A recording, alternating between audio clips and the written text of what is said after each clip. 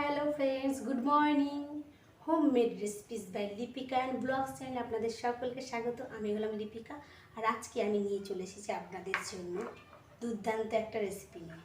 সেটি হলো তেল বেগুন রেসিপি করবো আজকে আমি আপনাদের জন্য। আমি দুটো এখানে বেগুন নিয়েছি। আমরা তো বেগুন ভাজা, তারপরে বিভিন্ন শাক সবজিতে সব কিছুতেই আমরা ইউজ করে থাকি, কিন্তু আজকে তেল বেগুন রেসিপিটা আপনারা করে বাড়িতে খেয়ে দেখবেন, তারপর আমাকে বলবেন যে একটা দুর্দান্ত একটা রেসিপি দিদিভাই দেখিয়েছে। তাহলে চলুন আমি আগে বেগুনটাকে রেডি করে। দেখুন ফ্রেন্ডস, আমি বেগুনগুলোকে লম্বা লম্বা করে বোটা শুদ্ধ কেটে নিয়েছি। আর রান্না করার জন্য আমি এখানে নিয়ে নিয়েছি গোটা সাইজের একটা পেঁয়াজ, টমেটো, একটু আদা, 4-5 কোয়া রসুন, 2টো শুকনো লঙ্কা, হলুদ, লবণ। তাহলে চলুন আমি রান্নাটা তাহলে বসিয়ে দেই। কড়াইটা আমি গ্যাসে বসিয়ে দিয়েছি। কড়াইটা গরম হয়ে গেছে। আমি কড়াইয়ে দিয়ে দিচ্ছি তেল। দিয়ে দিলাম, খুব বেশি তেলের প্রয়োজন নেই, অল্প তেল দিয়ে হয়ে যাবে। তেলটাকে সারা কড়াই আমি নাড়িয়ে লাগিয়ে নিলাম।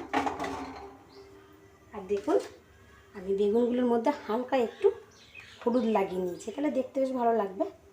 বেগুনগুলোকে উল্টো পিঠ করে দিয়ে হালকা করে ভেজে নেব। এরকম করে যদি উল্টো পিঠ করে বেগুন ভাজা হয় তাহলে কিন্তু তেল খুবই কম লাগে।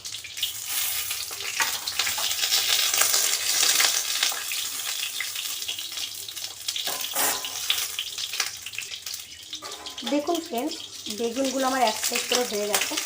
আমি বেগুনগুলোকে হালকা করে উল্টে দিচ্ছি। দেখুন ফ্রেন্ডস, বেগুনগুলো আমার ভাজা হয়ে গেছে। বেগুনগুলো আমি নামিয়ে নিচ্ছি। বাদ বাকি যে তেলটা রয়েছে এর মধ্যে একটু টমেটো কুচিটা দিয়ে দিই।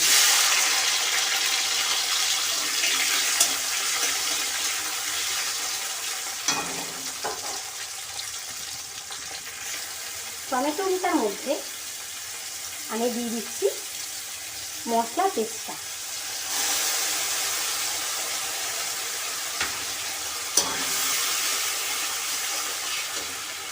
দিয়ে দিচ্ছি পরিমাণ মতো হলুদ, দিয়ে দিচ্ছি স্বাদ মতো লবণ,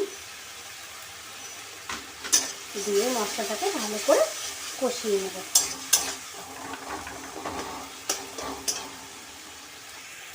আমার মশলা ভাজাটা হয়ে গেছে। আমি দিয়ে দিচ্ছি মশলার জলটা।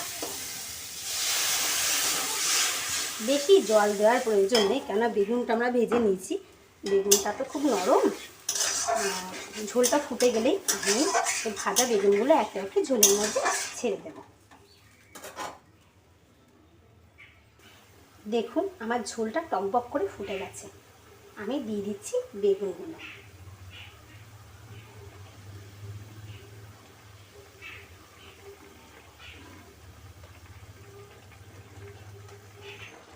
আমি কিছুক্ষণ এটা রেখে দেবো। গ্যাসটা আমি একটু আস্তে করে দিচ্ছি, ঝোলটা ফুটে যাতে বেগুনের মধ্যে ঢুকে যায়। তারপরে যখন ঝোলটা শুকিয়ে আসবে তখন ওটাকে আমি নামিয়ে দেবো। দেখুন খুব ভালো করে আমার ঝোলটা ফুটে গেছে এবং শুকিয়েই এসেছে। আমি এর মধ্যে দিয়ে দিচ্ছি সামান্য একটু চিনি। চিনিটা দিলে না খেতে ভীষণ ভালো লাগে। একটু বেগুন তো হালকা হালকা একটু মিষ্টি মিষ্টি। দেখুন ঝোলটা পুরো শুকিয়ে এসেছে। আমি এবার এই তেল বেগুনটা নামিয়ে নেব।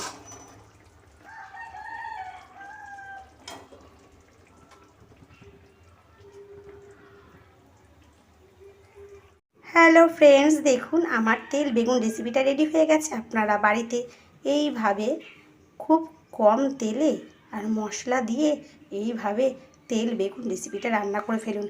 স্বাদে অতুলনীয়, না খেলে বুঝতে পারবে না। যদি ভালো লেগে থাকে তাহলে প্লিজ প্লিজ প্লিজ আমার চ্যানেলটিকে সাবস্ক্রাইব করতে ভুলবেন না। লাইক শেয়ার কমেন্ট অবশ্যই করবেন। Tata, bye bye.